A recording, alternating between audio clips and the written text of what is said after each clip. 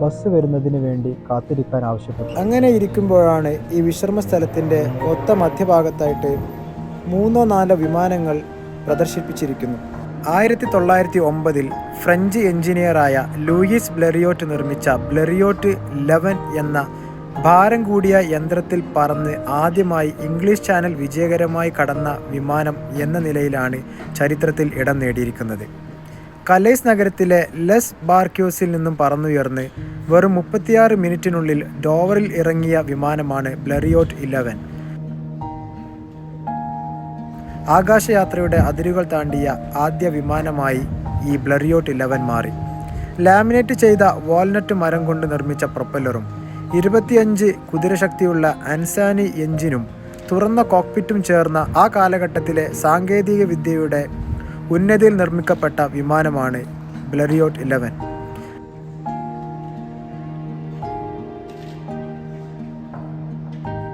അതേസമയം 1916 ഫ്രാൻസ് നിർമ്മിച്ച spared S7 ഒന്നാം ലോക മഹായുദ്ധത്തിലെ ഒരു പ്രധാന പോരാട്ട വിമാനമായിരുന്നു. ഫൈറ്റർ ജെറ്റായിരുന്നു.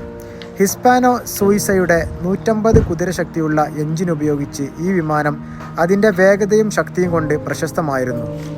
പ്രശസ്തരായ ജോർജസ് ഗെയ്നമർ, ഫ്രാൻസിസ്കോ ബരാക്ക തുടങ്ങിയ പൈലറ്റുമാർ ഈ വിമാനം ഉപയോഗിച്ച് നിരവധി വിജയങ്ങൾ കൊയ്തെടുത്തിട്ടുണ്ട്. ഈ 2 ചരിത്ര വിമാനങ്ങളുടെയും മാതൃകകളാണ് ഇന്ന് ഈ കലൈസ് പോർട്ടിൽ പ്രദർശിപ്പിച്ചിട്ടുള്ളത്. പൂർണ്ണമായും മരത്തടിയാൽ നിർമ്മിക്കപ്പെട്ടിട്ടുള്ള ഈ വിമാനങ്ങൾ ഇന്നും ഫ്രാൻസിൻ്റെ വ്യോമയാന ചരിത്രത്തെയും ഈ വിമാനങ്ങൾ നിയന്ത്രിച്ചിരുന്ന സൈനികരുടെ കഴിവിനെയും ഓർമ്മപ്പെടുത്തുന്നു. ഇമിഗ്രേഷനിലേക്ക് പോകുന്നതിന് വേണ്ടി ഞങ്ങളെ കൊണ്ടുപോകുവാൻ P&O എന്ന കമ്പനിയുടെ ബസ് എത്തി. ഞാൻ അതിൽ കയറി സീറ്റ് ഉറപ്പിച്ചു.